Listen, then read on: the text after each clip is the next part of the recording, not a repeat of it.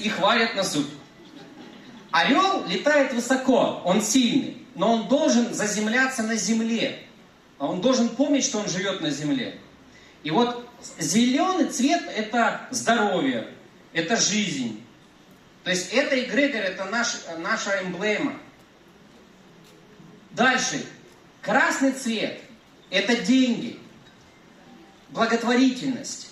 Что без денег современный человек жить не может. Профилактическая медицина. Правильно? Мы не живем в пещерах сегодня, друзья. Когда говорят «с милым рай в шалаше», не верьте. Потому что потом эти женщины говорят: а ты видел, соседке шубу норковую подарили? А ты видел, ей машину подарили?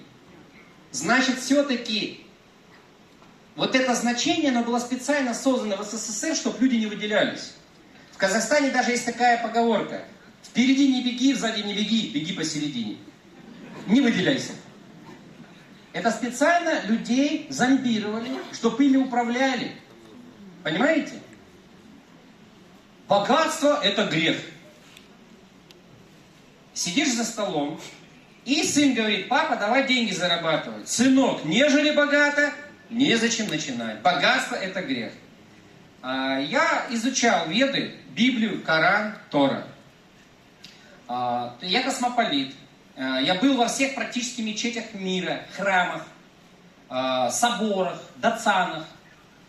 Что я хочу сказать? Там написано: бедность – это грех, а богатство от слова «Бог» и благотворительность. То есть получается, что если человек беден, он грешен, потому что он не может заниматься благотворительностью, он не может заниматься профилактической медициной, он не может оплатить маме или папе какие-то, не дай бог, сами понимаете, да, о чем я говорю?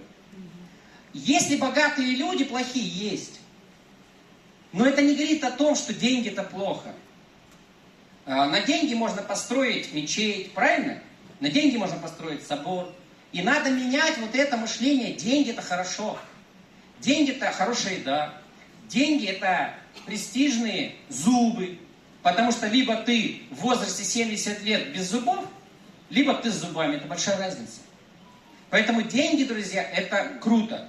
Но мы говорим о том, что если ты с деньгами, но ты черствый, жадный, так нельзя жить, мы говорим. И мы говорим, нужно быть духовно развитым. Мы говорим о том, что именно синий цвет – это духовность. Видите, мне Господь сегодня дал синий цвет. Я не выбирал, мне Николай принес.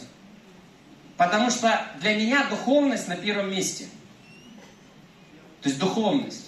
Вселенная этот знак дала мне. Потому что у всех что? Разные.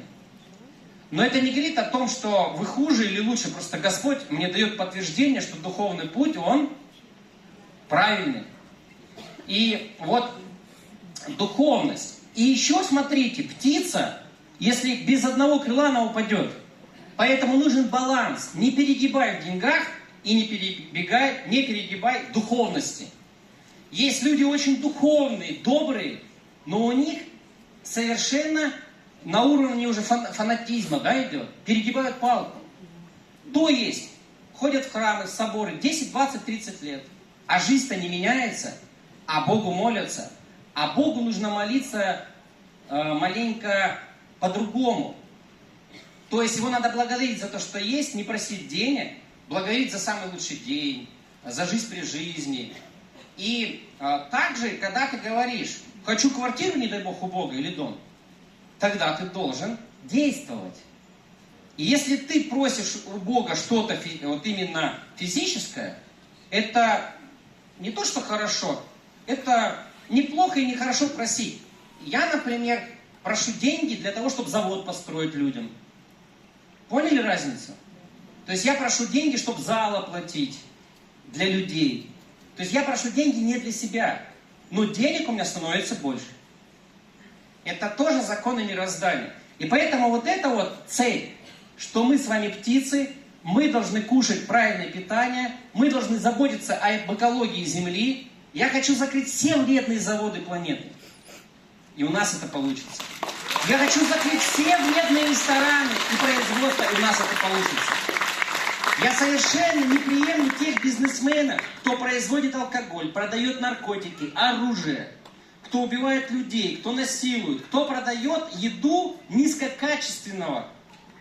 Понимаете? Качество. И эта еда приносит вред людям. И я хочу открыть вместе с вами во всех городах мира, в торговых точках, метро, поликлиники, аэропорта, вокзалы, франшизу «Возьми с собой жизнь». И мы закроем, заменим Coca-Cola, Starbucks. То есть люди начнут со временем эволюционировать. И это будет происходить 100%. Потому что